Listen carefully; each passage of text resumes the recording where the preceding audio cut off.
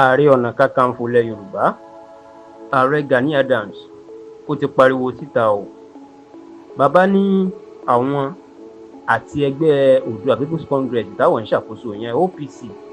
àwọn kò mọ̀ tàbí lọ́wọ́ sí wàhálà tó ṣẹlẹ̀ lágbègbè Ọjọ́ta nípínlẹ̀ Èkó lọ́jọ́ 9 oṣù kínní ọdún 2023 tá a wà yìí ní ọjọ́ Ajé Monday ọ̀sẹ̀ tó kọjá yìí. Ẹ rántí pé lọ́jọ́ Monday ọ̀sẹ̀ tó kọjá yìí wọ́n ní àwọn ajìjàǹgbara fómìnira Yorùbá àti àwọn ọlọ́pàá ni wọ́n kọlu ara wọn níwájú gbàgede Gani Park tó wà lọ́jọ́ta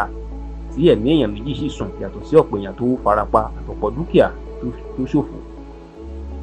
Ìròyìn kan tó kọ́ jáde ni pé àwọn ọmọ ẹgbẹ́ OPC iná dojú ìjà kọ àwọn ọlọ́pàá,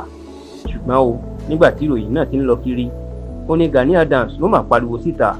olóhùn ò mọ̀ nípa ìwọ́de Yoruba Nation kankan àti pé kò sí ọmọ ẹgbẹ́ OPC kankan tó kópa nínú wàhálà náà. Kódà ààrẹ Gani Adams ní wọ́n fẹ́ fi ìròyìn náà wọ́n fẹ́ fi ba orúkọ ẹgbẹ́ OPC jẹ́ ni. Nínú àtẹ̀jáde tí Gani Adams tó fi síta nípasẹ̀ agbẹnusọ ẹ̀ ọ̀gbẹ́ni Kẹ́hìndé Adérẹ̀mí ló ti ṣe lálàyé wípé lóòótọ́ òun kò tako ìjàǹgbara fómìnira Yorùbá ìyẹn ìdásílẹ̀ orílẹ̀-èdè Oòduà, ṣùgbọ́n o ààrẹ Gani Adams ní òun kò mọ̀ sí ìwọ́de tí wọ́n ṣe lọ́jọ́ta, bẹ́ẹ̀ ni ẹgbẹ́ OPC kankan kò sí nínú ẹ̀. Ààrẹ Gani Adams wá tó sọ ìpinnu tiẹ̀ àti nǹkan tó dúró lé lórí látọjọ́ yìí. Ó ní òun ò tako àwọn tó ń béèrè fún ìdásílẹ̀ orílẹ̀-èdè Yorùbá o, ṣùgbọ́n nǹkan tóun fẹ́ tóun dúró lé lórí ni pé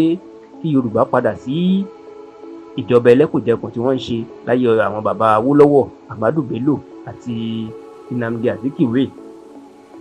Ààrẹ Gani Adams ní irú ìjọba yìí tó ẹ̀yà kọ̀ọ̀kan yóò máa darí ọrọ̀ ajé rẹ̀ àti gbogbo nǹkan àlùmọ́ọ́nì tó ní. Ó ní nìkan ló lè gbé orílẹ̀-èdè yìí ló lè gbé gòkè àgbà tí ààrẹ Gani Adams sì jẹ́ kó di mímọ̀ pé ìtòhùn faramọ́ ní tòun nìyẹn.